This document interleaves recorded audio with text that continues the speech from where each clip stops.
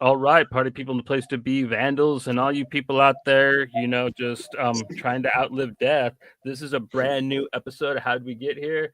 And we're welcoming a friend of the show back. It's been a while since he's been around, and we're gonna go ahead and let him introduce himself. How you doing? I'm good. I go by Poet Air is my handle on all social media, but my name's Michael. I used to talk with these guys a lot. It's good to chat with you guys again. I love Ron B. Happy to talk about his books. Nervous, first live thing I've ever done. So, get tangents allowed. I watch your guys' show sometimes tangents, sometimes not.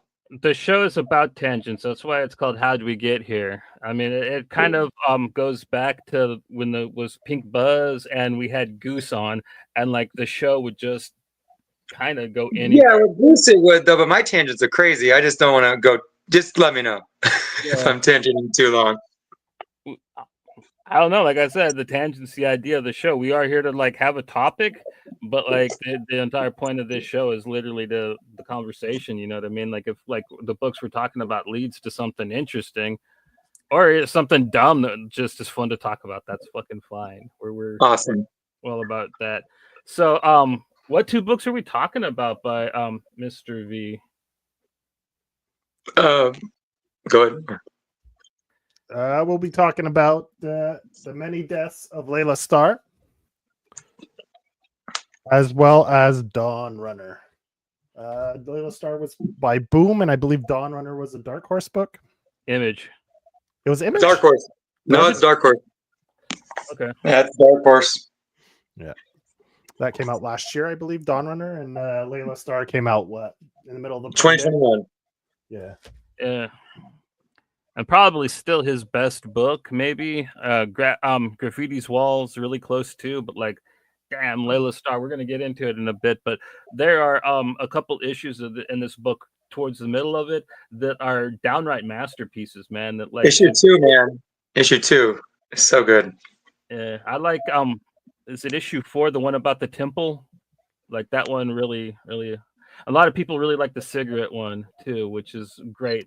And like all of them are like really, like I was saying, like really high end, like masterpiece type issues that I think everybody should check out. They're just so poetic, and they I don't know, they really make the idea of impermanence interesting. You know what I mean? Like to view it from a inanimate object's point of view, like a person dying, like, and it's so great the way he did it. So I have it loaded up. We're going to talk about Laila Starr first anyway, so that's a pretty good segue into this. This is like we were saying off air, he really tries to put really complicated storylines into all of his work, and I think Laila Starr is one of the ones where it really works well because he goes full Vertigo. He tells like an actual religious story, but it's irreverent at the same time, and it's very fucking relatable. It's slightly different than even how Vertigo would do it, but at the same time, it kind of reminds me of that Brian K. Vaughan Vertigo stuff. Definitely, I can, even though it's not a similar story, but it gives me kind of like Pride of Baghdad vibes. Yeah. Oh, I don't really know another story kind of like Laila Starr. Like even the few other comics that I've read that like because Milligan and McCarthy did a couple books that were about Hindu mythology too back in the 90s, but like nothing that really kind of hits on this level because like basically Kali, the death goddess, gets put out of work and shoved into this Earth girl's body after she committed suicide named Laila Starr, and it's basically her trying the death goddess Kali trying to cling back to her original job. You know, she's like so bummed out that she's not going to, you know, I don't think that she liked killing people, but it was just the part of it balancing, you know, nature. You know what I mean? It's an integral thing that she did. So, how do you guys read on that? I would agree with that. I mean, I think the book's strongest moment is the importance that death, you know, permeates to life. Like there's no importance to life without death, and she kind of held the balance, as you said. So I feel like that's kind of the main point that comes through with the story. That's why I love the second issue, which is you know, the servant that Darius has and his sudden death and then his funeral. That one is the one that I'll just always remember reading for the first time. It really blew me away. just I thought it was beautiful, and it was a good way to show how death occurs, especially when we're children. Because anytime when I was a kid, when I lost like my grandfather or even a teacher, death when you're a child is very shocking. And then I feel like when we become adults, we get more accustomed to death. It happens a lot more. Sometimes we're not even shocked by it, even if we know the person. So just capturing that moment of being a child and witnessing a death of someone you know that you're close to, it really does leave a mark. I mean, my third grade teacher died right after he taught our class, and I treated it like a family member, and that's just because I was a child. He wasn't that close to me, but just death is such a scary thing when you're a kid, and when you first have to deal with it, I feel like it definitely leaves a mark, like it did with Darius's life. I was gonna say, Johnny, what you were saying earlier too. The other book that's mostly like this, I think, is their next collaboration. If you read it, Rare Flavors, just because it's about a Hindu demon as well, and that one's awesome. I think I might like it just as much as Laila Starr, maybe even more, because they had real recipes in every issue. And I thought that was a good love song to film buffs. Yeah, your second issue, like I really liked how they just made the guy so strong, like nothing could ever hurt him, and then just one day he got sick and wasn't so strong anymore. And it really was a neat way to, kind of give a motivation to the quote unquote villain of the book. I forget the boy's name, but like basically he invents a formula or something to end death. That's kind of like the reason why Laila Starr is after him, you know what I mean? And like you kind of see like how the death affected him, because he literally thought that nothing could hurt this man, you know what I mean? Like really good humanization, and just really getting you to like the characters with the limited amount of time they had for the book. I mean, he really stuck the landing with this one. What do you think, Joseph? One thing I love about this book is what does it span about 50 years, 30, maybe 50? I think 50. Yeah. 50 years it spans maybe over that. Yeah. Because he's an older man at the end, that final issue where she finds when he was a kid, and she finds him again when he's an older man, and he helps to rescue animals and things like that. And I love how, what was this? Was this a 5 or 6 issue series? 5. 5. I mean, it's so masterfully done. This book, how it covers so much ground in 5 issues, is maybe something we'll touch on the other series, Dawnrunner, where maybe the story didn't fit into the 5 issues, where this one, it was perfectly paced. Each issue told a fantastic, just a snapshot of 10 years. It almost went by 10-year periods. And man, one thing too is Andretti's art is fantastic. I mean, he's got that, it's got that Euro flavor to it. I love it. And I think this book made me feel a lot like back in the Vertigo days, maybe one of those more pretentious artsy fartsy books, but it's done so well, and the art's so great. And I finally know what Vertigo book it completely reminds me of now that I think about it. Day Tripper by the twins. Yeah. Oh, that book's great. Yeah. By Fabio Moon and Gabriel Ba. Yeah. And I mean, he just masterfully just jumps from each issue, each like 10-year period, and just how Laila just discovers what it is to be human, right? Because like the death reincarnate into a person, right? And just the pointless walking the earth, and in the end she kind of finds purpose on what it is to live a life and have loved ones, and to lose them, and to it's a beautiful journey. And I think he paced it incredibly well over those 5 issues. Well, another thing is, I think with the turn of time, is that's how long it took her to kind of be allowed back up onto Earth as Laila Starr, because a life god would keep her for a little while, and we don't know how much time it was. So like each time, I think like she was kind of just back, and then would die again. Like I think that was kind of like how the stories went. So like he would keep. It turned out to like she'd stay down there for 8 years after, or whatever. And it's I really liked the weird love between them that they didn't realize that they had until she lost her job, and they got to have this experiment together.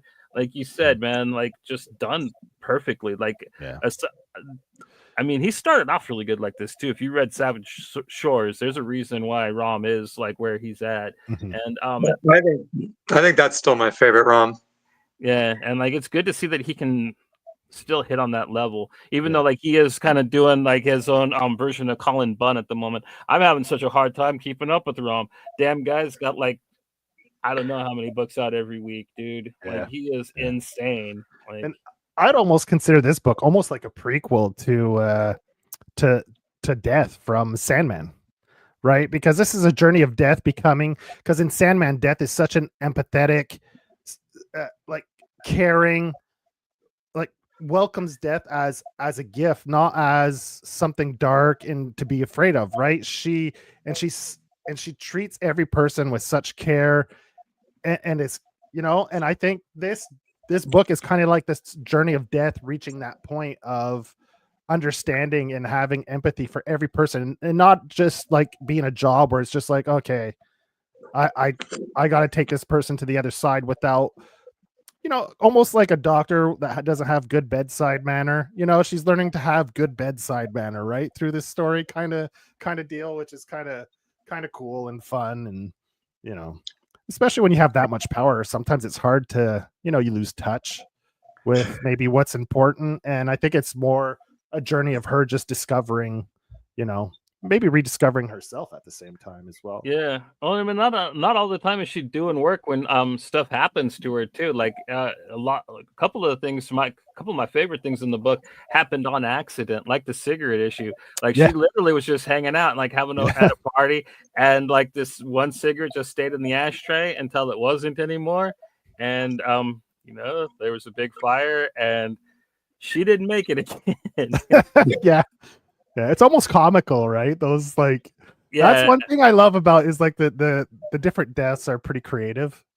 Yeah, and they're all real things that actually happen, like in life, and it's good to be displayed in a way we can laugh at. And just the concept of a god becoming more human, like you were saying, Joe, by being stuck as a human, I think is a great idea, and something I even think about as a writer. It's a great story. No. Hey Johnny, how you doing, buddy?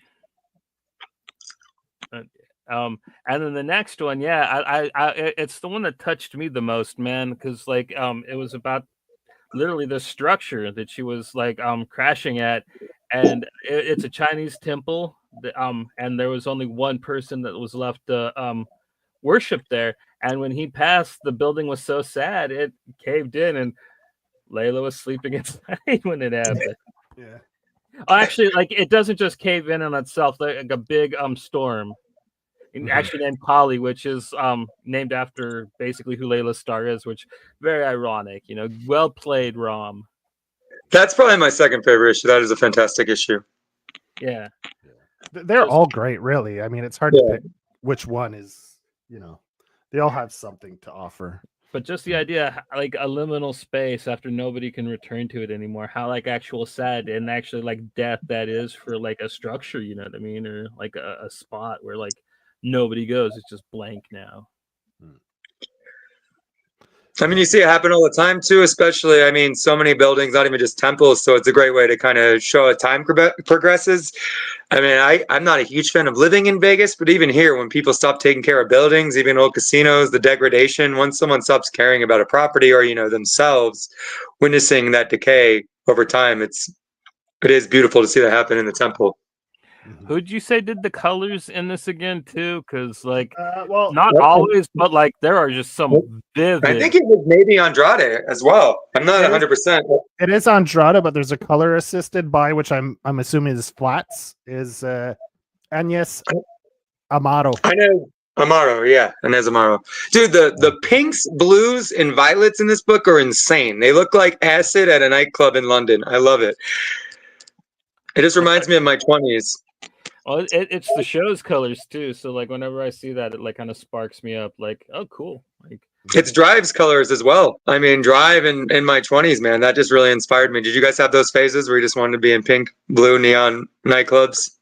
Not really. I just kind of like the aesthetic because I grew up when that was supposedly the big thing, even though the 80s didn't really look like that, like people think they did. But yeah, it's an important part of my life. So I kind of, even though the colors didn't exist back then, I do have nostalgia for them because of the fake nostalgia that's for them. If that makes any sense. Yeah, it does. It's surprising, Johnny. I thought you liked Duran Duran, How I Like the Dead. No, dude, I do not like Duran Duran at all, man. Her name may be Rio. She dances on the shore, but I don't give a shit. I don't like. You're not hungry like the wolf. No, not at all. If you go back and check like 80s skater styles and stuff, you know they had some Definitely. pretty colorful. Yeah, well, the Outfits and surfer shit. stuff especially, Yeah, man. Like you yeah. see like Yeah. those old body glove surf suits and stuff like that. That Or were like, Ocean Pacific back in the day too. They had their little. Definitely. They had some pretty bright colors, the pinks and stuff. Yeah. Some of the Nintendo games too back in the day, like the ones that were really focused on those colors, which you see a lot of people basically rip off now in the 2000s. I mean, that one guy did like a whole video. I can't remember what now. What, you guys probably remember. Was it Kung Fury? Yeah, Kung Fury was basically just those colors and a guy fighting. And a film that would cost like $50 million. That's crazy. I mean, this is definitely off topic, but it's crazy they made a $50 million sequel to that with Michael Fassbender that still hasn't been released. wow, they made a sequel to Kung Fury with Fartbender. With Fassbender and Arnold Schwarzenegger and a bunch of other people. Like, it was a huge budget movie, but now they still can't release it. I don't know if that's because the quality. They can't find anybody that wants to put it out. It's probably the same thing that's happening with the Toxic Avenger movie. See, like that's finished. That's finally coming out though. Oh, did they finally get a distro for it? Yeah, Because August 8th, dude. August 8th, it's finally coming out. Yeah. I didn't know Macon Blair directed that. I actually have his graphic novel Hell City. It's pretty funny. So like, I saw the trailer for the Toxic Avenger. I didn't think it was going to be as. It looks even fucking crazier than a Trauma film, man. Like. Yeah, Dinklage as a Toxic Avenger, dude. A little Dinklage, like that the way the sets are and like the villain, like Elijah Wood looks insane. Yeah, Elijah Wood has looked insane for decades now. He enjoys it. He ever since like Sin City, he's really enjoyed being like them creepy little guys and stuff. He did Maniac. He's done quite a few that were pretty good. I think Elijah Wood might be the best part about the Sin City film. What? I'm him or Clive Owen. I mean, I like that movie. I'm a fan of the first film. I think it's pretty good. The Tarantino directed scene is fantastic. Oops, I just noticed something. Well, yeah. Well, speaking of Laila Starr, do you think anybody would have the guts to try to adapt it? I think it would make a pretty good, like, shorter mini, like one of those limited series. It would be a great limited series. It would be like we're talking about the colors. It would be a fucking fantastic animated film or series. Like, imagine some of the like really good animated teams out there, people that worked on Spider-Verse or even like Treatment Studios who are great. They do a lot of the visuals going on in the Sphere. Imagine someone like really visually talented that are doing stuff interesting with animation, making a film. I think it'd be incredible. Well, if you look at the end of what's the one we like, Arcane, that final. Yeah, where they're going out into space and time and stuff. Like, there's that movie I hella want to see that it's in theaters now, but it's a Shudder movie called Ash. It's got Jesse Pinkman Oh, I was gonna say it's fucking directed by Flying Lotus, bro. I want to see that hella bad. I don't know who that is, but like the movie Flying Lotus is an LA DJ. He's a DJ that's like he's like acid trap. Basically, he does hip hop, but it's mostly like psychedelic visuals, and he does hip hop mixed with EDM music. But he's a visual artist also. He directed that, and he was also trying to do a video game with it as well. I also want to see that film. Yeah, it looks good. I mean, it's got the Mandy colors too, Color Out of Space. Like there's gonna be films that really nailed that look. So I think that like even a live action Layla would be good too. Like if you get one of those guys like those that. guys, yeah. I'm not saying Cosmatos would be fantastic on this. I don't know. He's a little too weird to try to do Laila Starr. I think he would. Yeah. Yeah, you know who I think would be good on it? Only because I appreciate him. I don't know how high you guys are on him, but I think I really liked his. I know Johnny. What's funny is I know Johnny. You appreciate the Beatniks, but you don't like the Dead. I feel like you like the Beatniks, but you don't like the Grateful Dead. And the Grateful Dead are like the children of the Beatniks. But did you guys? Any of you see Queer by Guadagnino? Not yet. It's fucking great. Is it for rent yet? Because I don't go to the theaters really anymore. It's free on HBO Max, but it's based on a William S. Burroughs novel. I'm a big Kerouac fan, Burroughs fan, and the last like 40 minutes of the film are just an ayahuasca trip. with him and the kid he's obsessed with. Like, he's basically thinking that if he takes him out into the forest and they do ayahuasca, that he'll be able to telepathically speak with this guy he's obsessed with, and it'll connect them. And it just gets, the visuals are amazing. Like, I'm a big Luca fan. Challengers was probably my favorite film of last year besides Brutalist. And the visuals were just insane. Not as colorful, but I feel like Luca, the way he handles emotions, I think could handle a movie version of Laila Starr well, especially if he got the DP he's been using on his last two films and got more vibrant and psychedelic. But yeah, definitely recommend Queer 2. I think it was an underrated film from last year. I feel bad for Craig. He's really good in it and really embodies William S. Burroughs, and he didn't get any notices. Well, to tell you the truth, like I was kind of thinking they'd actually get like a Indian director, man. Like Bollywood's kind of blown up, at least on Netflix for a little bit. So I was thinking like maybe Ram could like get like the did RRR or something like that. Oh yeah, dude, that was great. There might be like a pretty cool Indian female director that could probably nail it too. Like I don't know the scene too much. I've only seen a few of the films, but like, oh my god, are they just wonderful? You know, just yeah. I like the big action Indian films that I've seen over the past couple of years. They've been really insane and really fun. You know, kind of filling that gap from like that splatter gore Japanese action movies that I liked. Like completely different feeling, but like the same level of insanity at the same time. So yeah, that's great. I loved RRR. I just love that you couldn't put a genre on it. It kind of does remind me of one of those Japanese movies. It reminds me of The Good, Bad, and Weird on steroids. Yeah. That was actually Korean, but like, yeah. Korean, duh. My bad. But yeah, man. This book, like I said, this is if you want to like really get into Ram V, I should say, this is definitely like one of the first ones I'd recommend checking out. It's one of his best ever, and yeah, like it's right up there with like Graffiti's Wall, which is like the first book of his I read, and I still just adore that book. How about you guys, man? What are your rating on it? I would give it 5 stars. I think it's his most emotionally resonant book, definitely. My favorite still these Savage Shores. I would put this probably around my 4th, but still it's a fantastic book. I mean, I'm a sucker for Rama. I pretty much love everything he does with a few complaints, but if you're looking for something that's emotional and can really hit your heart, can kind of give you a better understanding of death if you're ever feeling afraid of it, it's a great one to read. Yeah, that's another really good point, is like just the way it conveys mortality in like such a caring way. Like if you're like really one of those people that are like really scared of death all the time, this is probably a good thing to check out for you, man, to let you just kind of see the beauty that's innate in it, you know what I mean? In the balance.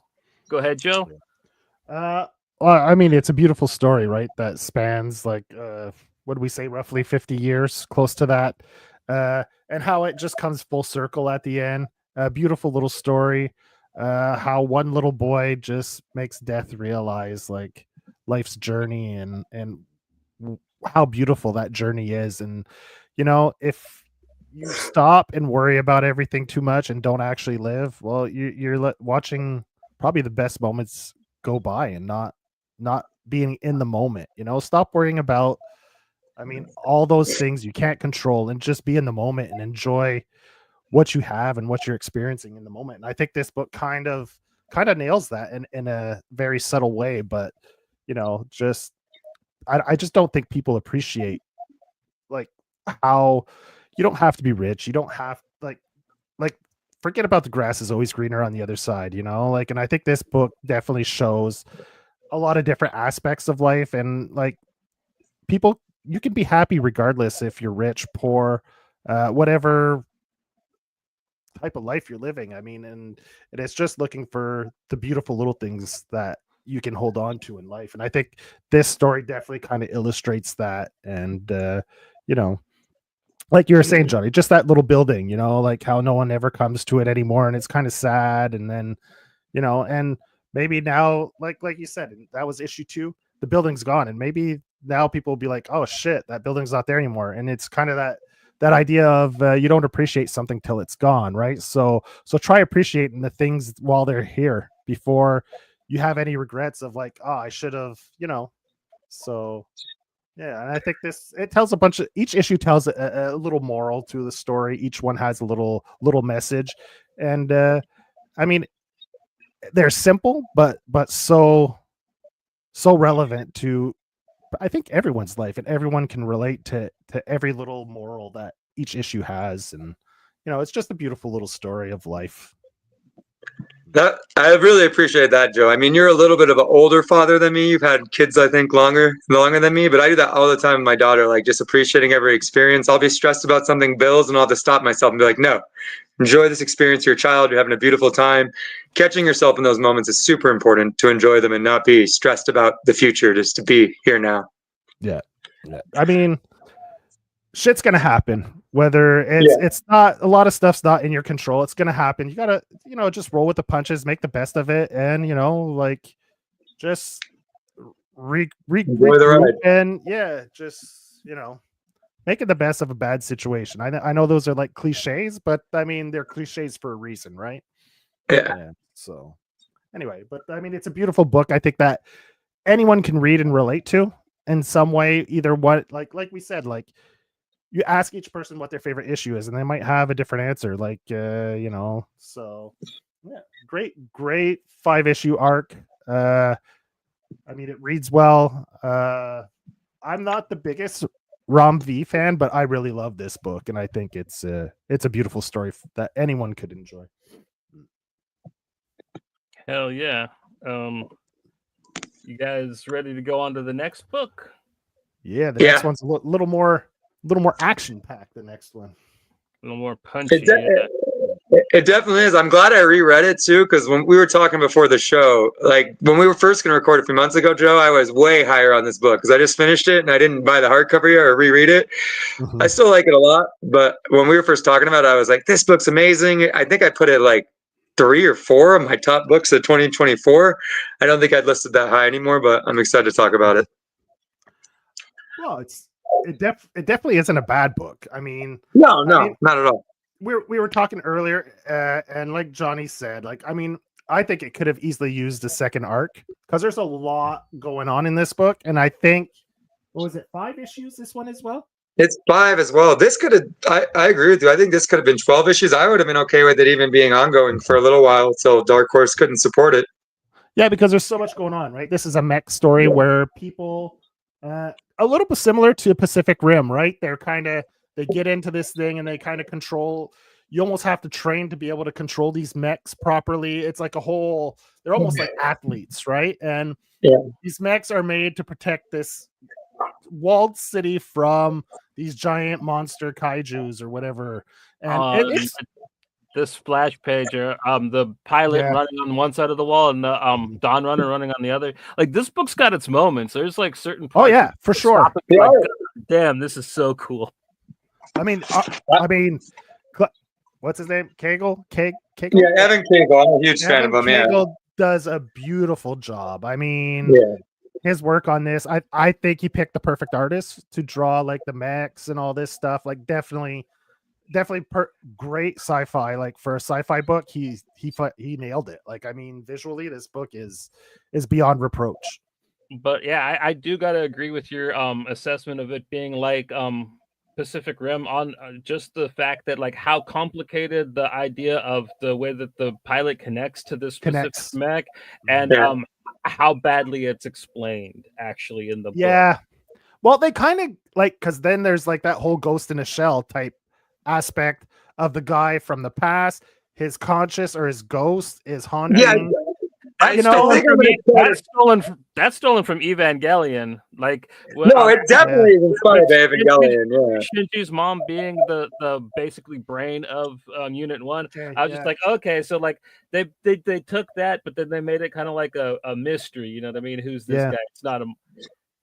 He's openly said he wrote this as basically a nod to Evangelion. So I mean, Definitely inspired by that, but I think I'm gonna try to explain it for you guys. I think I've read it twice now. So they have to use their brains to control the mods, but the corporations, because basically, as they said earlier, everything's set up like sports teams and corporations. So these people go out and fight monsters. They watch it. The corporations pay for it. Basically, she's working for a guy. You could call him like white-haired Elon Musk. He's like the richest businessman. He's built the best mech, but now it directly connects to her cerebral cortex. But to make the mech work better, they've uploaded a dead man named Takita's consciousness into the mech so it can fully connect with her, and they're in sync during the battle. And in the first battle, there's damage done to her, and their consciousnesses begin to blend together. But as you said, like, how did I get that? Like, maybe she gets his memories, but there's parts in the book where it feels like she's fully time traveling, and then they're connecting in other liminal spaces where they're communicating. Which, as you guys said, that I still think it's pretty beautiful, but it's not explained in the best with the length we have of the book. And you brought up a great point too at the beginning of your thing. The whole idea of it being a TV show and with multiple corporations around the world, like that was such a neat idea that doesn't get fucking played with at all. It's kind of not to the end, the beginning and the end. They bring back kind of. There's so many things that they don't explore in depth. Like there's so many, like you said, it would have been cool to play with if they had a little more time, man. Like devote like a single issue that kind of shows you that angle, and then you why there's such a rivalry between her and that dude. You know what I mean? Yeah, there's so much. I don't know. I wish that was explored more. I was going to bring it up. The guy she argues with in the beginning, they have a rivalry, and then he has his moment where he comes and helps her at the end. It's a big moment at the end, but they didn't get into that at all. It's like they have one fight, and then he shows up at the end to help her. Like, not just that, they don't explain like all that well how when she connects more like they're afraid to lose her, like her consciousness to the machine or whatever. And it physically changes the mech as well, right? Like it hurt. That's my biggest thing that I want to bring up to you guys in that fourth issue when it physically changes the mech. When that guy comes back and they break in to try to save her, there's that moment in the fourth issue where she looks like she's in a cocoon while they're in the mech. And in the next issue, she's just out trying to save her daughter. And then they don't really explore what the hell was she in? Yeah, like I mean, these aren't bad things. This is all really fucking cool stuff. Great ideas. Yeah, the art's amazing. Yeah, it's just not. We want to see it. They kind of want more meat on that bone. The art I would have up my wall, but what's happening? Oh, don't tell, man. Like I get that, like you got limited time, but like when you're trying to tell a story like this, maybe. But like that's the thing about Dark Horse is they don't really allocate long issues to like most people. Even like a big guy like Rom, I'm pretty sure like he probably was like, hey, I'm thinking about this 10 issue, and they're like, we can do 5, because that's kind of how I hear that Dark Horse really like talks to people when they come and pitch their books. They're like, yeah, we love this, but like 10 issue, no, can we do 5? So like I'm pretty sure that would happen. I think you're right too, because years ago when he came on my old podcast, they were working on this for like 7 years. So I think he had a hard time finding a distributor.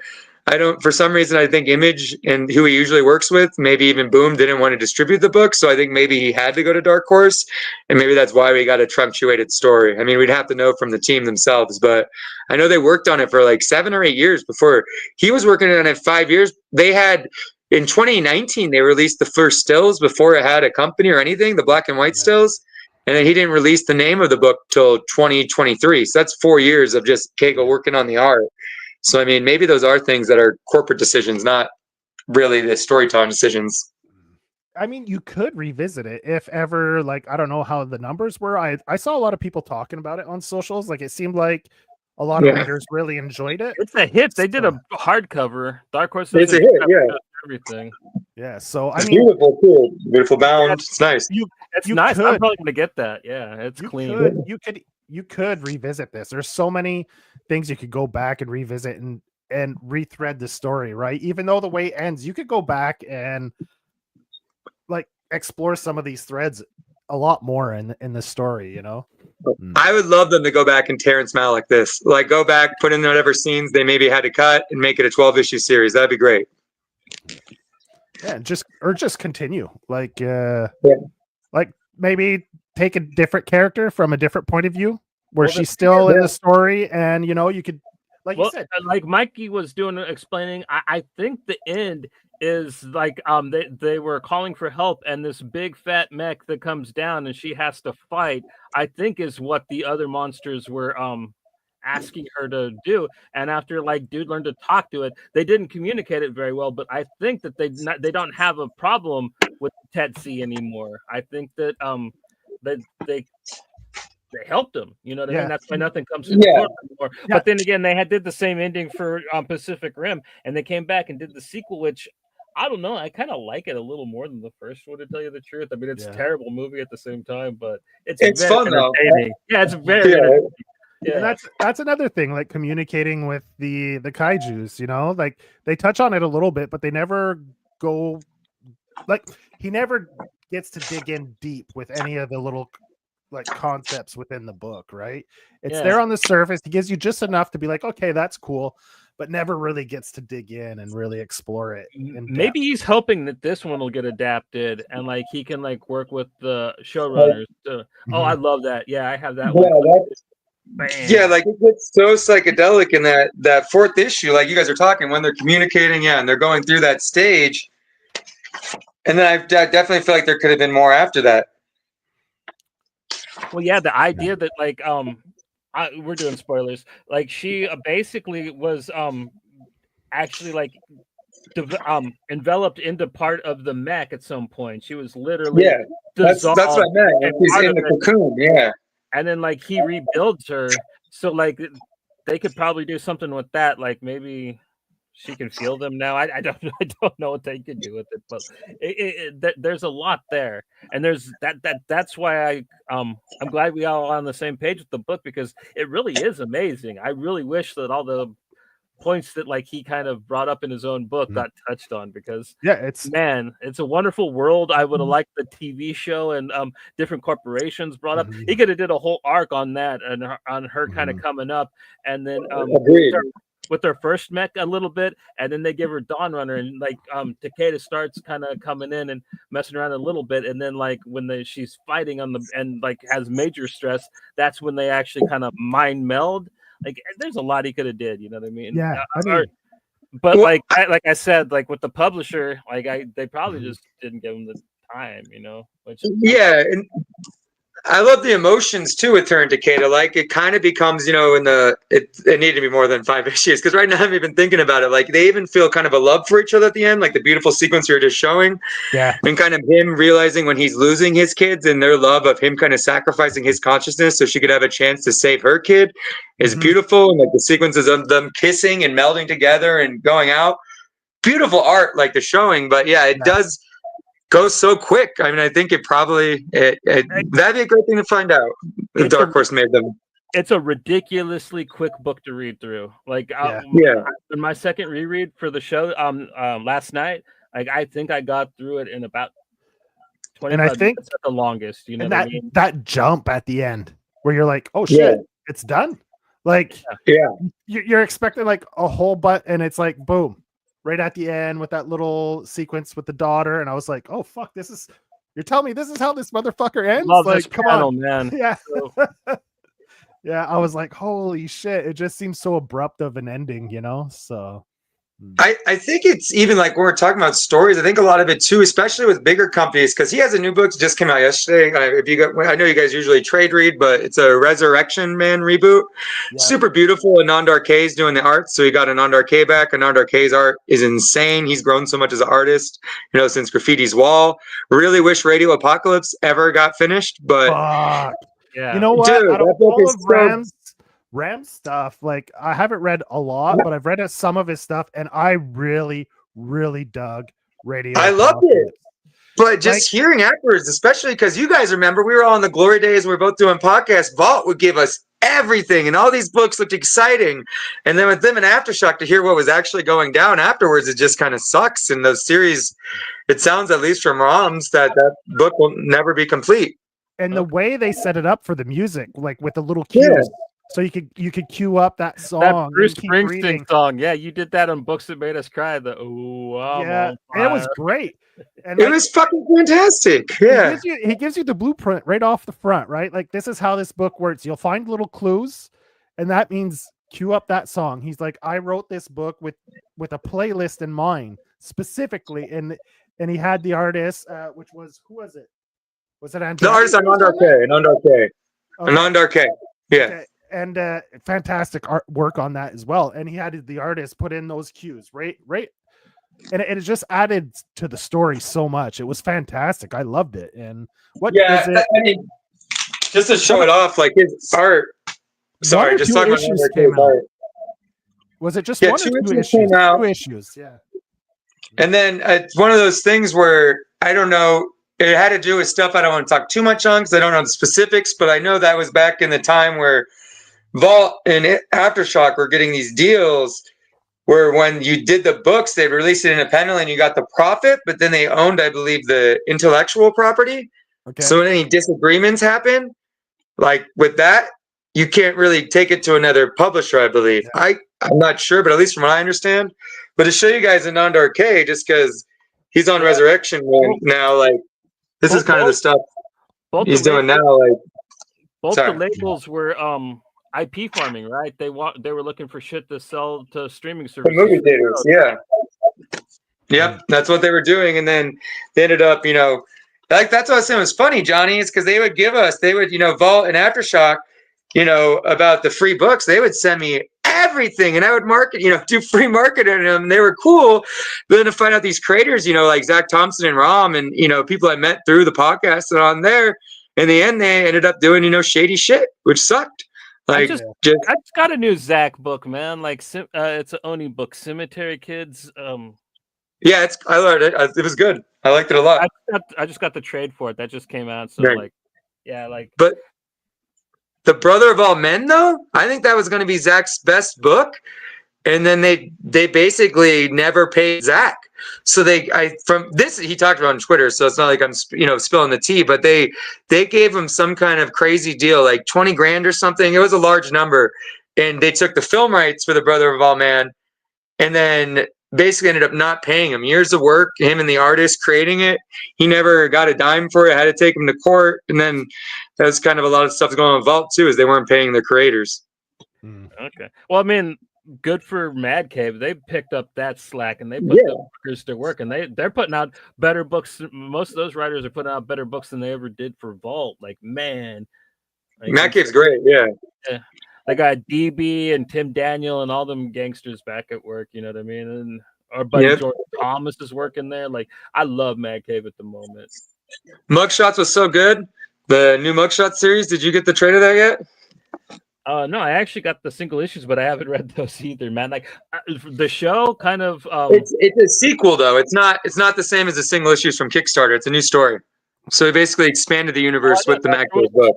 There was only one issue for Kickstarter, right? Yeah, it was the one issue, yeah. And then this one is about the dude in the beginning, but then he's going home because his niece got kidnapped or she disappeared. She disappeared, and he's going back to basically his old mobster town, and he's been on the run. He owes the guy money, and it reminds me a lot of, Johnny, you're a movie buff as big as me. What's that Bob Hoskins movie where he's a mob boss in London, where he's like brutal in it? Do you know what I'm talking about? Oh, you talking about the one with Jet Li where he keeps him on the collar? No, not Unleashed or Danny the Dog. No, it's older. It's from like the 80s or 90s. It's like I can't think of the name. I'd have to look it up. But it reminded me of that. I've seen a lot of old movies where he played geezers. So like, it could be a bunch. But the main bad guy in that, like the guy that runs the town, just has so really hard Bob Hoskins mobster vibes. It's a great book. Back to Dawnrunner, man. Like, how great is the mech action? I love the way that that the artist Cagle draws the mech. Like, it's the wild shapes that he puts it into. Like, dude, it's gorgeous, man. Like, I would like one of those Japanese figures that you kind of click together. Like, you can. I would love one of the Dawnrunner, man. Like, especially the original form. It gets pretty wild towards the end because it goes all biomechanical and shit. Yeah, and those wings. Gross fucking wings. Yeah. But I really liked just the OG, like the floor model of Dawnrunner. I think that's kind of it at its best. But I liked the whole it going into almost like a what's his name, Go Nagai style mech, like Mez and Kaiser grow like shit like that out of it. And, yeah. The action's so fast and kinetic too. Like it's almost breathless. Like that's what I would agree with you. That's one of my favorite parts about the book is when they're fighting. It seems like a brutal, real fight. There's no moments. A lot of times in big two books when people are fighting, you don't get that really action-packed kinetic movements. And it transitions so well. Like you'll have a fight like this, and then she'll be thinking about her daughter, and there's flowers and tapestries going everywhere, and it's all one full spread, but it's telling like multiple different stories at once, which Cagle does really well. Yeah. And the colorist, like you said that they changed a couple times, right? But yeah, Dave Stewart did the first three, and then Francesco Segala did the second two. But you couldn't really tell there was a change up, really, though. No. Like, it just got some really great colors. Like, yeah, very like we said earlier, almost like a Boom book colors more than like a Dark Horse book. Definitely.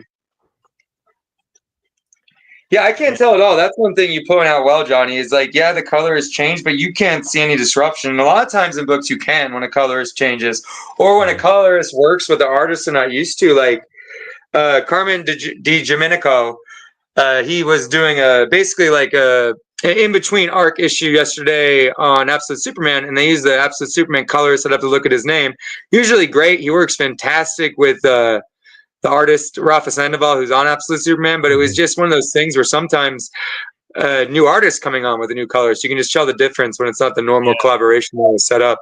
But I think the tone changes too, like when the mech starts becoming more human, the tone, it gets a darker tone. So I think maybe that's why maybe the coloring you don't notice it as much as well. Like it becomes a more somber, macabre feel to the book. So so maybe that's why you don't notice, because there's a shift in the tone in the book, and that's probably right about when the color is probably changed as well. Definitely.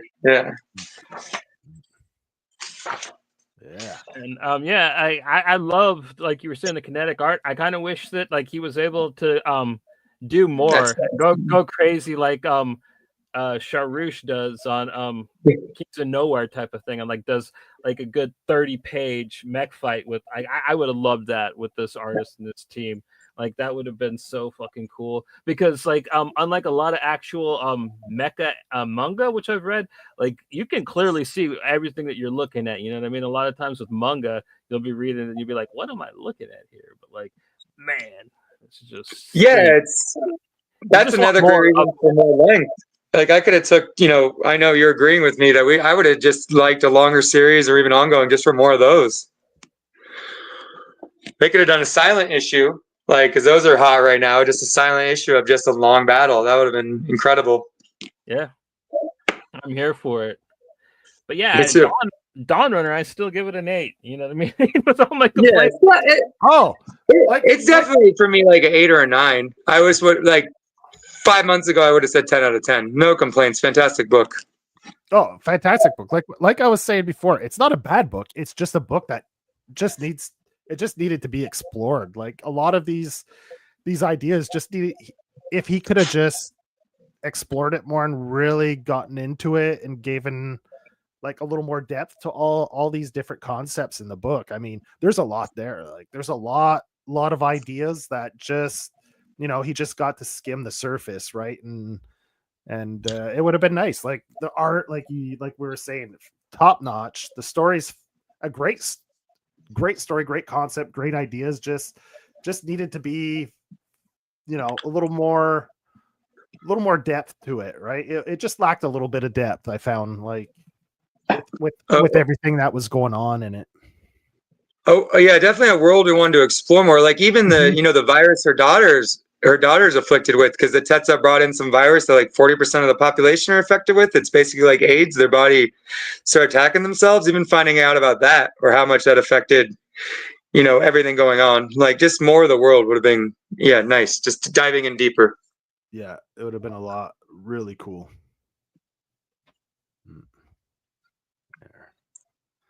So we're all like at an 8 for this. I would say, yeah, man. Like, there's the only negative is it should have been more. It should have been more elaborate. Like it should have been a longer story, So I mean, what are you gonna do?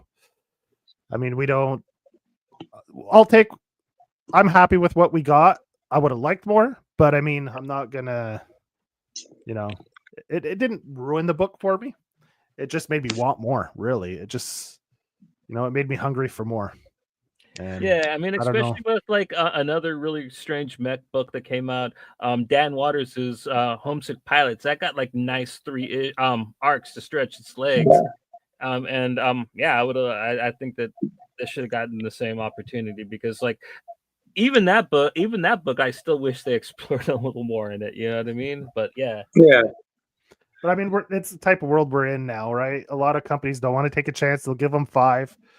Right, that like switch a story so you can tell like a complete story in 5. If it does well, then we'll continue it. Like, look, even DC was doing that, right? how With they a do lot of their everything now. books, we'll give you Like absolutely, 8, and if it does well, then we'll expand it to 12, or like, Yeah. like I think that's what happened with Rom on Swamp Thing, right? They're like, we'll give you Yeah. a certain number, and if it does well, we'll continue the story, we'll expand it, and yeah. It's what they're doing with Denise Camp right now too. Is one of my favorite creators, from 20th Century Man. His Absolute Martian Manhunter is fantastic, but since that character is obscure, they approved 6, and then it was a hit. They now approved him for just another 12, even though it sold like 280,000 copies. They're still not going to make it ongoing until they see how the next 6 go. Yeah, everyone's gaga about that book. I've been seeing people posting. It's fucking nonstop. wild, man. It's basically cool because there's no green, John. It's basically just, what if you one day had some Martian invade your mind and become a part of you, and you had to deal with the confusion because you're not communicating with an alien from another world. So, it's like a neo-noir detective. He's investigating a case, and he's got basically an alien in his subconscious rattling around. A lot of fun. Well, here's another one you just read recently, right? You talked about it earlier. Yeah. That just dropped yesterday, right? Yeah, this just dropped yesterday. Yeah. So, I mean, people are loving the Absolute line. I mean, I haven't heard too many people say bad things about any of the books that have come out so far from Absolute. They're all great. Absolute Batman blew me away. I mean, Scott Snyder I loved, and then I've been kind of mixed on his work until Absolute Batman. I mean, that, in my opinion, if you guys haven't read it yet, I think that's already, I mean, it's 7 issues in. I think, in my opinion, I'm not the biggest fan of his original Batman run. I like it, but I feel like this is the best Batman's been done in a long time. I mean, the way it evokes so much of the Batman world and how different it is. I don't want to spoil it for you guys, but how different Absolute Batman is. And unlike Marvel's Ultimate line, they haven't had one book so far, in my opinion, even stuttered. Like, they all come out swinging out of the gates. Absolute Superman, Absolute Wonder Woman were more, they built momentum, but they're excellent. But Absolute Batman, Absolute Flash, Absolute Martian Manhunter, and now I was talking to you guys earlier, Absolute Green Lantern, which just came out yesterday too by Al Ewing. I was probably the least excited for that book, and then it's probably my favorite debut besides Absolute Batman. Like, Al Ewing just takes the story of Hal Jordan and all the Green Lanterns and recontextualizes them. And without the Green Lantern Corps, there's no Green Lantern Corps. There's these characters that we know and love, but they're not the characters we know. Basically, they all, to spoil a little bit, they all live in a small town in Nevada near the California border. Hal Jordan is a toy collector. He's basically a nerd. He collects toys and comic books. John is an architect still. Joe Malin's their ex-cop. And then her ex-boyfriend's Guy Gardner, who we haven't met yet. And then something happens. But it's a horror book, and Ewing was actually inspired by Junji Ito. So it's nothing that you would expect from a Green Lantern book, and it's drawn by Janoi Lindsay in an anime style. Like, it looks like you're reading a Japanese artist. It's really good. I don't want to give it away, but it's nothing that you'd expect from a Green Lantern book. Yeah. Hey, Johnny. Yeah. Have you watched this yet? Oh no, man. Hey, that's another thing I got to really get into because I've been dying for it, but like I was getting ready for the show. You know what I mean? I didn't get to get into it. It just dropped today, right? It came out at 3 a.m, and I was still up to maybe watch some of it, but like I didn't, like a smart boy. Yeah. Well, we didn't do a check-in at the beginning, so, and the motherfucking files weren't loading when we were like, you guys were chatting before we went live, and I was like trying to get them to load. Hey, my cloud wasn't loading. I was like, what the I didn't even know that existed, you guys. I have Netflix. I had no idea that existed. That's awesome. Hey, it's got one of my favorite video game characters ever, Lady, in it. So like if I ever get drunk again watching it, I might do a whole nother thing like the Castlevania rant. Well, I don't know, man. You haven't watched it yet, have you, Johnny? No, I haven't. I watched the first episode, and I'm one thing. I'm not going to tell you what it is, but the song they use for the intro. I know it. I saw the OP like months ago. It's "Rolling" by Limp Bizkit. Yeah. Whoa! Wait a second. The intro for Devil May Cry is rolling. I was like, oh my god, Johnny's not gonna like this. Oh, what's worse is the trailer for it had "Last Resort" by by Papa Roach, which I hate way more than "Rolling." By Yeah. I know I'm old now, guys, and we're all old because I'm a little younger than you guys. But I've now had the moment that people that grew up in the '80s had, where nu metal is popular again. Deftones and Limp Bizkit are popular again. Korn is headlining Lollapalooza, and I'm like, oh my god, I'm old. It still exists. Korn, yeah, Lollapalooza exists. Lollapalooza. I thought it still exists. Okay. No, I mean, I don't know how involved Perry is, but Korn's headlining it. When they did the headliners, you see like fucking not Ariana Grande, Olivia Rodrigo, Tyler the Creator, Chappelle Roan, Korn, and I'm like, Korn?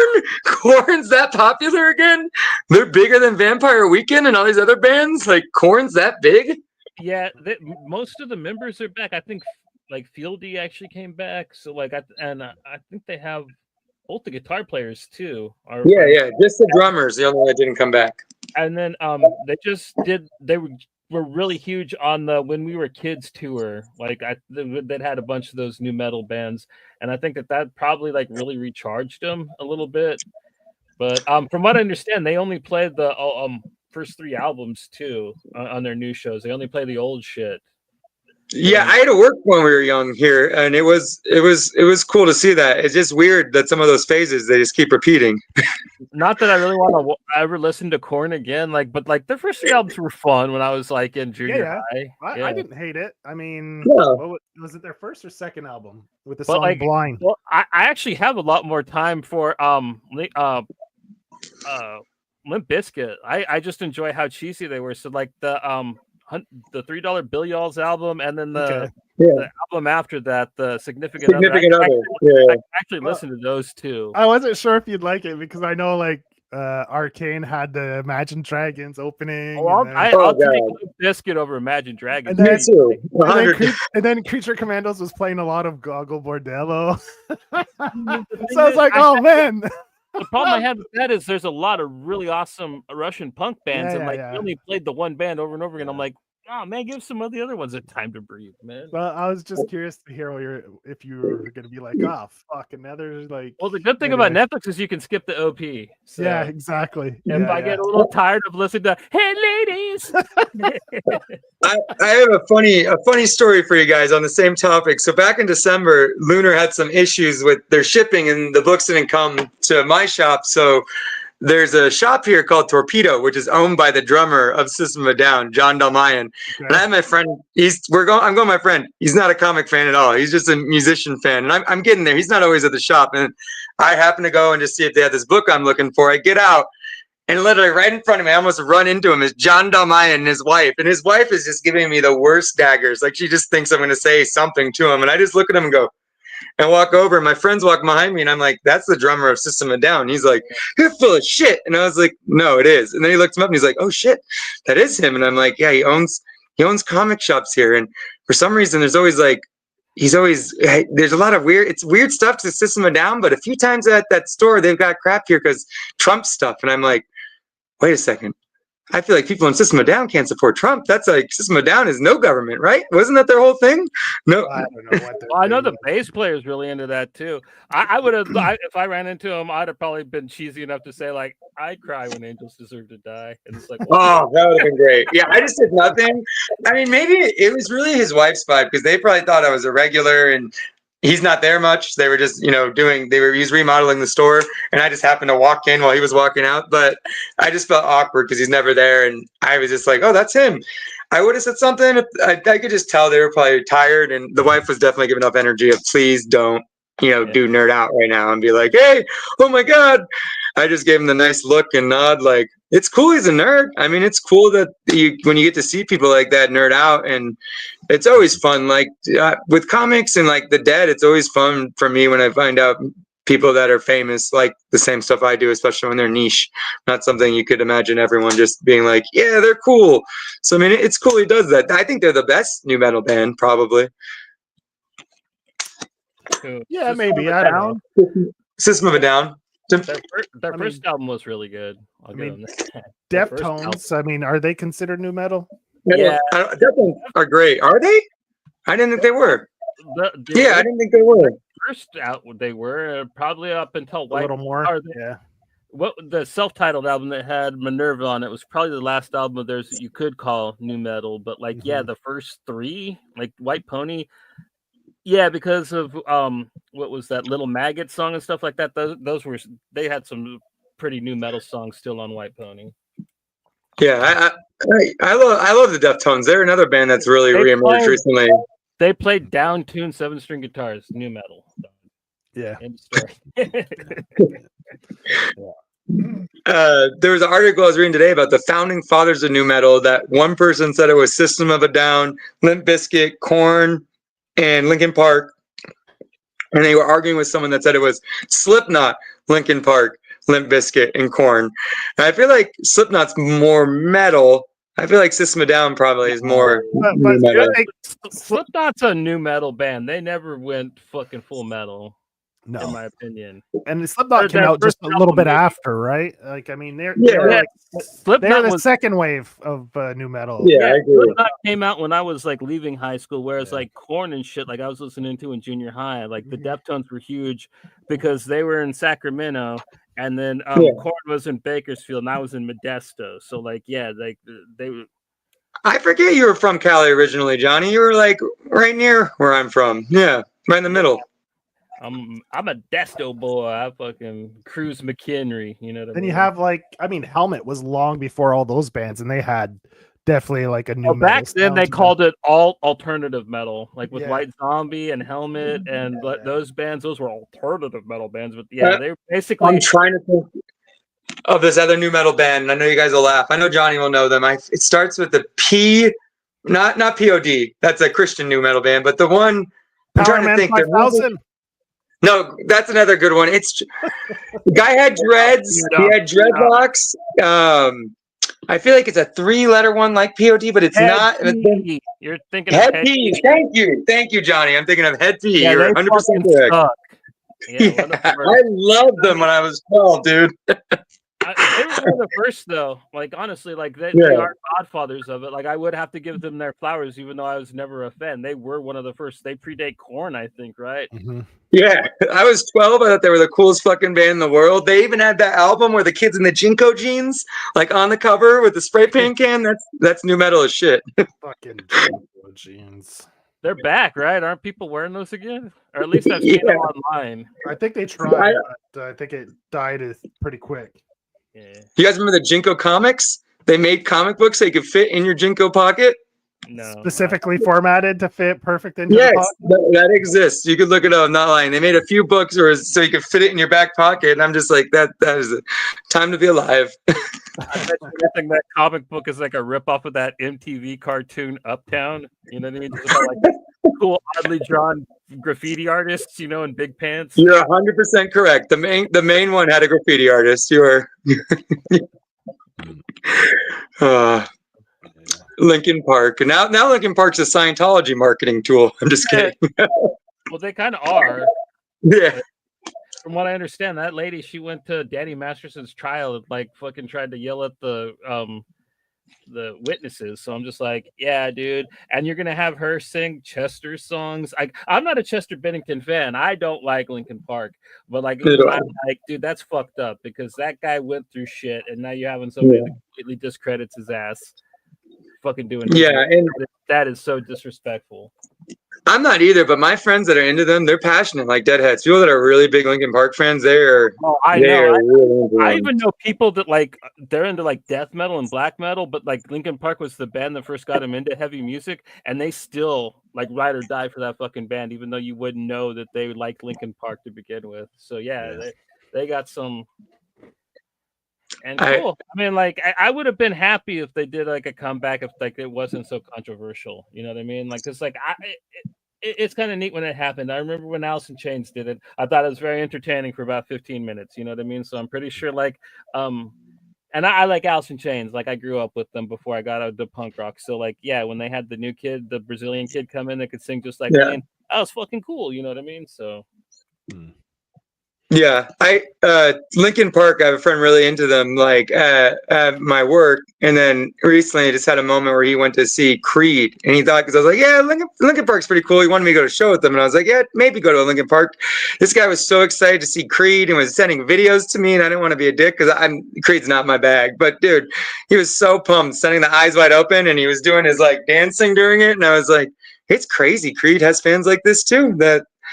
I grew up as a 311 kid too, which is my thing. I'm not into as much, but when I was young, I loved the Dead and 311. 311 just never changed. If you listen to a 311 album 10 years ago, you listen to a 311 album 20 years ago, and then the one that just came out, it sounds like the same songs, but they have a devoted fan base too. But I just never liked Creed because they got into a fight. Like Statzap was drunk trying to like hit on their wives, and that was I never liked Creed because they fucking sucked. They do fucking suck, bro. They fucking suck bad, bro. Just hi with the eyes wide open. Yeah, no, I thought Eddie Vedder was bad with the sound like he's got a potato stuck in his mouth. But then like Scott Stapp had to come out, and I'm just like, I never really liked Pearl Jam too much to begin with, but like that whole fucking like post grunge, like all them Puddle of Mud and like all them fucking wannabe Pearl Jam bands, I couldn't get into any of them, bro. Like, Creed makes Pearl Jam look so much better though. Like, if you compare them, definitely, yeah, because at least Pearl Jam has some great songs. Like I like Yellow Lead better. They have a few that I'm like, dude, I like that song, but like I'm not like a ride or die Pearl Jam fan. I don't even run into their albums really, but like they do have some tracks that I thought were pretty okay. Yeah, I agree.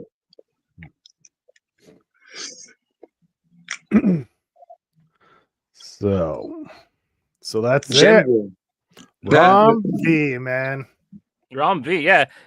Definitely one of the predominant voices. Like, dude, like I'm not kidding. He's gonna and he deserves it. He's basically gonna he's got that Brian K. Vaughan, that guy that I don't want to compare him to because he just got really in trouble for some bad stuff. But like he wrote books that define vertigo. Let's just say like I'm talking about that guy. Like Rom I don't know who you're talking about. Did I just miss something? I don't want to put it here. Can you give me a hint? Gaiman. Yeah, Gaiman. Oh yeah. That is like Ram's gonna have that kind of prestige to his name. He pretty much already does. And if he keeps this up, you know what I mean? Like he's just gonna get like he's gonna be like one of them guys that's just praised. He's gonna be a more type character. You know I agree. And so he's definitely, if you haven't checked him out, which I don't believe you if you try to tell me that, but if you haven't, like definitely the books we talked about tonight, and then just dive into him because, like I said, he's almost got like Colin Bunn type prolific capabilities to himself. And he's worked on so much. Swamp Thing, Batman. And he has so many out of indie stuff. Yeah, exactly. Yeah. Now, like you said, Resurrection Man. I mean, and like we saw, Dawnrunner is like a mech action title. I mean, he's done so many different things that you could find something you'll enjoy in his bibliography. I mean, and he's been around for a little bit too. It's really impressive how much he has out, dude. Like 10 years, about 11 years. I think Graffiti's Welcome out 2014, right? It's only 11 years. Yeah. I highly recommend his Detective Comics. If people are into Batman, that's probably after Absolute Batman, I would say Detective Comics is, his run doing it like an opera and doing it all in 30 issues. I really enjoyed it. Go ahead. Sorry. Didn't he co-write Venom with Al Ewing? For 4 or 5 issues, yes. And then he wrote Carnage. Yeah. He wrote Carnage for 5 issues, and then somehow Pac-Nadel came in and finished it. Was not good. I love Ron B. That's the only thing that wasn't my vibe, but I don't like Carnage and Venom. It's not a Ron B thing. They're not my guys. I remember that was like not, a bleep. I think that's what else, has he done anything else for Marvel? No, I think it seemed like he tried at Marvel, and maybe that was the only books they give him, and then he signed his exclusive DC contract besides, indie books, which I would too. If DC was giving me Batman and then Marvel was only offering me Carnage, I would part ways as well. What I think happened is like the same thing that happens to a lot of people that go to Marvel. Like they think that they're going to be allowed to write, and the editorial just keeps getting in their way, and they just run. That's what happened with Lemire. It's what happened with a lot of like artistic people. Yeah, Rosie, he ran because the editorial just I don't understand why they hire writers with a name and with a fan base if they're not going to let them do what they do, and they're going to say like my writing's better than yours. And why the fuck did you hire this guy? Why don't you write the comic, Mr. Editor Man, if you're so amazing? Yeah, I mean, I like Al Ewing a lot, but even today, like I don't like Venom. I like Al Ewing, and I was reading his all new Venom because they're doing this mystery, and I was just like, wow, are they really going to make this, boyfriend that everyone hates of Mary Jane Venom? And then no, Mary Jane is Venom now. It got spoiled last week. Everyone's going crazy, and I just sit there and I go, who thinks Mary Jane should be Venom? Like, I love Mary Jane, but just what? They're trying to do Spider-Gwen again, probably. Is she? What color's her costume, man? Gold. It's gold and black, and she was jackpot for like a year, but now, so it's a whole mystery. They said there's a new Venom. Who's Venom? And the whole mystery of the first 4 issues is it going to be Robbie Robertson, Luke Cage, or is it going to be Rick Jones? And then they keep going to MJ and her boyfriend Paul's house and hinting it's Paul, and then it's actually MJ, even though it looks like a dude the whole time. And now they're saying the book's going to actually be a romance between MJ and the symbiote. Like, it's like an old school romance. But people lost their minds. That's one of the things where I like Ultimate Spider-Man right now by Hickman quite a lot. I mean, I don't mind him not being with MJ, but there's a lot of diehard Spider-Man fans that just really want him always to be with MJ. Where Brevoort had to come out this week and say that MJ and him will never be together in the main Marvel line, which that's whatever. I mean, that's just, I guess, how editorial wants to do it. But the fact that they just don't know what to do with Mary Jane now, and I just feel bad for that character. Like, well, she can't be with Peter. Everyone hates this, man bun wearing boyfriend of hers. Let's just make her Venom, and Eddie Brock will be Carnage. And that's, like, I love some Marvel titles, but Marvel very much for me, I read for the characters, and some I like. Their Ultimate line's pretty good. Ultimate Spider-Man's good. Hickman stuff is good, but a lot of their stuff, you can just tell they just don't care that much about the story. I haven't really enjoyed a Venom since the Flash Thompson Venom. I like the Remender Cullen Bunn run, and like after that, like I tried like Space Knight Venom, didn't like that, and then after that they did Donatello Cates, Dua Lipa Cates. And then a long one. Yeah, Jan Rock is right. But fuck yeah. I didn't know quite what Marvel's been up to. I haven't really read anything of theirs new in a while, to tell you the truth. I think the last thing I read was Avengers Twilight, so That's pretty good. The only things I think are really good from Marvel right now is Ultimate Spider-Man by Hickman is good. I mean, Spider-Man's in his like late 30s. He's got kids, and that's when he gets the suit and his powers. And Ultimate's by Denise Camp. I'm not a fan of the whole parent superhero. I liked when Starman did it, but like after that, like I don't think anybody's kind of made it interesting. Despite, I think you might like Ultimates because then you like 20th Century Man, right? You guys love that book, right? No. You didn't like it? I tried to read it, man. It was a slog, man. Like the art was nice. I can understand that. Well, the thing is like it was interesting, but like if you never read a superhero deconstruction before, but like especially if you read like the big ones, like the Watchmen, it completely apes storylines from the Watchmen, like the whole Russia Afghanistan thing. And I don't know, I kind of wish that it was a little more original for all the hype that it had, and I wish something fucking happened in it for all the hype that it had. But I did like the Afghani lady character. I kind of wish that they actually did more with her, at least in what I read. I only read like the first 4 issues, but Yeah, I tried. I gave it a chance. Goose was like all about it. So like we were gonna read it and maybe do an episode with him, and I was just kind of like, Jill, I can't finish this book, dog.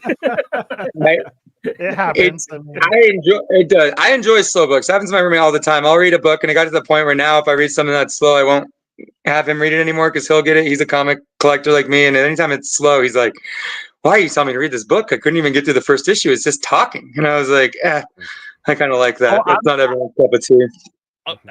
I like. I mean, I can read a slow comic. I'm not just like all about the action, but like I don't know. It needs to deliver something that's new and meaningful. Like I said, the other part of my complaint was that it was such a topic that's been used, especially in all those really early post Watchmen, wannabe Watchmen. Because that was the hot thing at the time, the Russia invading Afghanistan. So and so it was in like a lot of superhero deconstruction still to see it in a new one, and everyone's like, "It's so new and amazing." I'm like, "Is it? This guy's got to just do what they did in 1987." I wouldn't say it's new. It's definitely just Watchmen. I always looked at it kind of like Watchmen recontextualized through a voice that's not very much heard in the U.S. Like if that was from a Middle Eastern country, it'd be more normal, but kind of looking more at what we did to that country. But it's very inspired by Watchmen. You can't deny that. There's no way you can not read that book and not just see it's Watchmen set up, in a different way, but hitting, the same beats with, America making super weapons and the stuff with Russia. But it's slow. It's a slow book. I really like it. I like Denise Camp, but I can definitely see why you couldn't get through it. I mean, the other book I thought you would love, because me and you both love Providence, but you had the same problem with, is the book by Zach's old partner. It only comes out like every 5 months, so I forget. The Sickness. Like, I love The Sickness. Yeah, I love that book.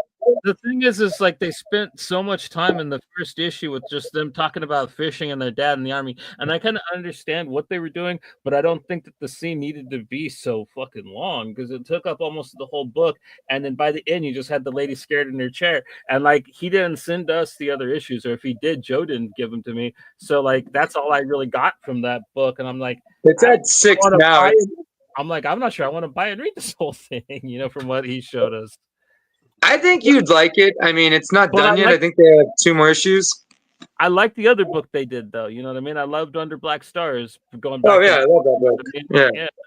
Or like Goose calls it, the butthole book, because Under Black. That book's fucking amazing. Yeah, both those books though. Like I love Providence. Both those books just really remind me of Providence. Like my first time reading Providence by Alan Moore, I'll just never forget it. I kind of like Zach Thompson's solo stuff a little better, but I love when Zach and Lonnie are together, man. They are fucking. I wish they'd be back together. Yeah. What's that one? You'll know it. I love that book. I have it. I just can't remember the Collar one. Where it's I know, Johnny, I think you were the one that got me into that book. It's like the one, it's like body horror, but it's with the app online on the phone. The Two Girls in Love, something Collar. Oh, yeah. Receiver.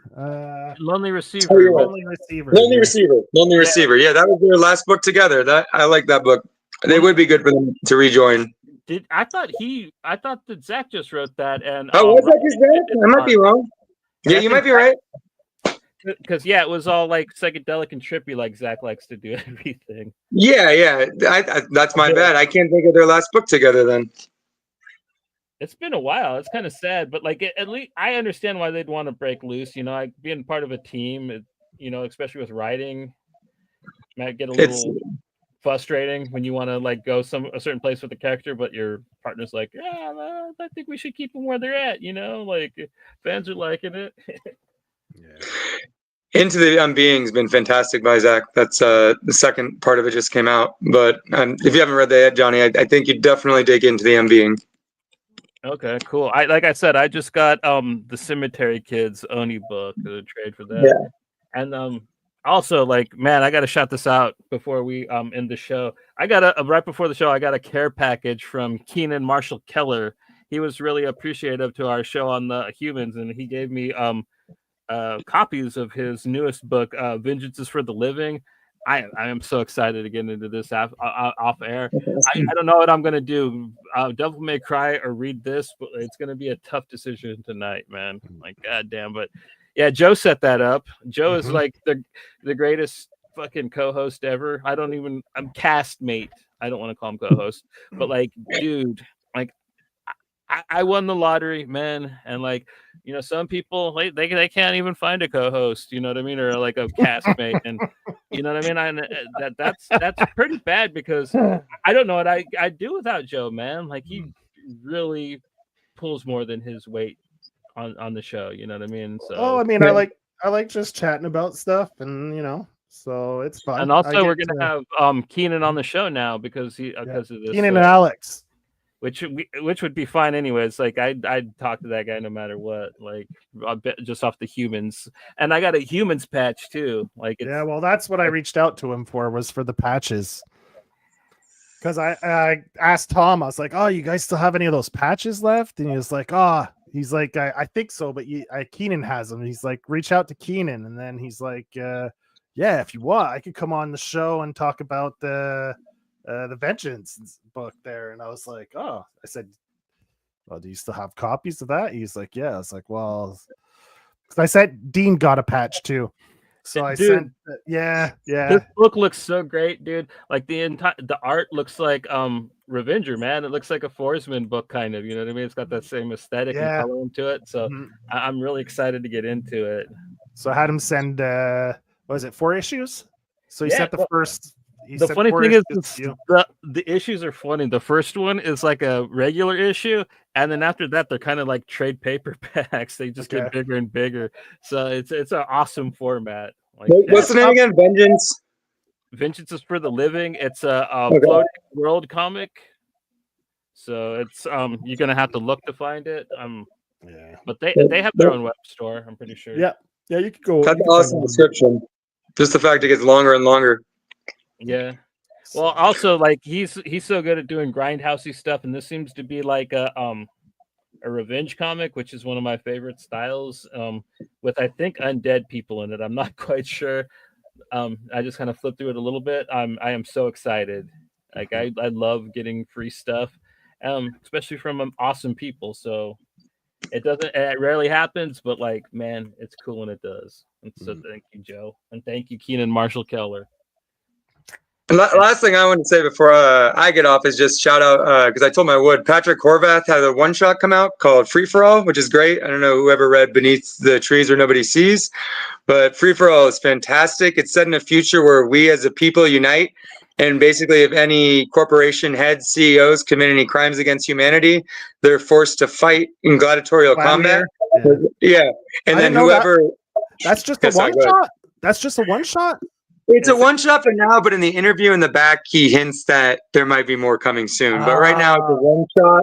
But it's great. I mean, the whole concept is whoever dies, they then have to give all their fortune to the people. So, like, if Elon Musk fought Jeff Bezos and Musk died, all Musk's billions will go to all of us. So that's the whole concept. It's completely anti-capitalism. My old senator Jack has just gone all crazy for Luigi Mangione, and Patrick also shares a kind of. I'll admit, I kind of like Luigi too, but Patrick goes into depth in his interview, kind of saying like, it's crazy when I wrote this book, it came out, I wrote this before Beneath the Trees Where Nobody Sees. So the fact it's finally getting released now after Luigi Mangione and people are standing up to these people, it's nice timing. But yeah, the book's great. I hope he does do more with it. The first issue is kind of a one and done tale, but it's a world you can go back to anytime because there's tons of scumbag CEOs that we'd all love to have to fight in a gladiatorial combat and then get their money. That's that fun just concept. Dropped this week. Image put that out, right? No, two or 3 weeks ago, I think. 2 weeks ago, maybe.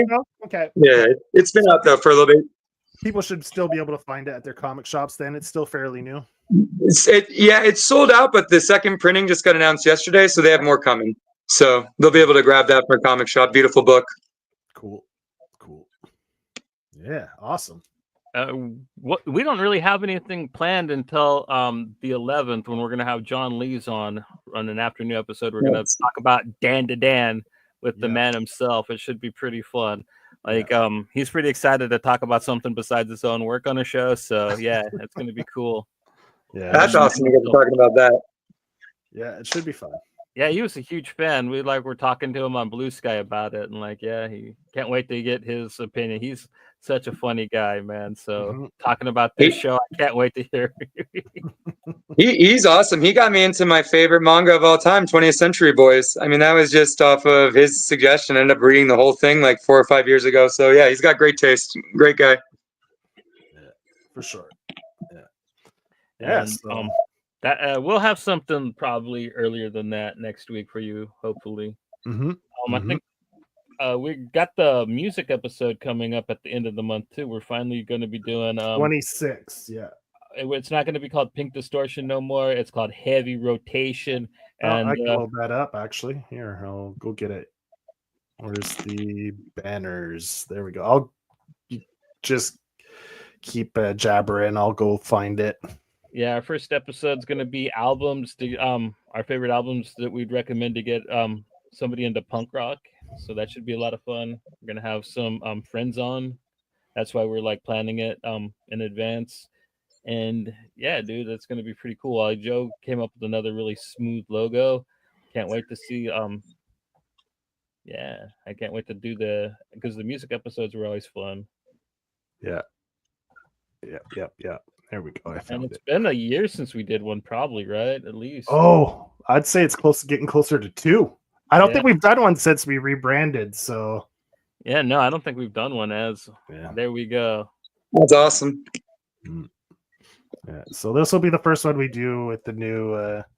We rebranded the segment as well. So yeah, we dropped everything that used to be of the old shows. So yeah, I don't use that terminology anymore. No, it's the past. Can't live in the past. Anyway, it'll be fun. Punk albums, Rick, to get people into punk. It'll be a fun topic. I'm not sure what we'll talk. We'll probably come up with something, man. We both watched The Monkey. Maybe we'll do an episode where we talk about that. I really want to see that. Is it good? I mean, I really enjoyed it. It's hilarious, man. Yeah, that's what I've heard. Yeah, it's great. I had a lot of fun with it. I like Long Legs alike. I like him, but it got built up a little too much for him before I finally saw Long Legs. But I'm excited for the Monkey. Yeah, well, Johnny and I have the same opinion for Long Legs. It was all right. Like, I think he That's just how I feel. kind of missed the mark a little bit, but I think he nailed what he was going for here. He nailed it. Like, yeah, it's got that mean spirit that I'm looking for in everything, man. Like, it's really mean spirited. It's fucking great. It's good. It's got some great deaths in it as well. That's what I want to hear. I felt the same way about Long Legs. Yeah. So. Yeah, we'll come up with something for you guys, but in the meantime, until then, go ahead and stay classy, San Diego. Whoops.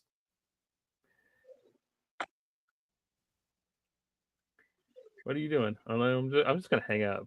It is done. We're off live, right?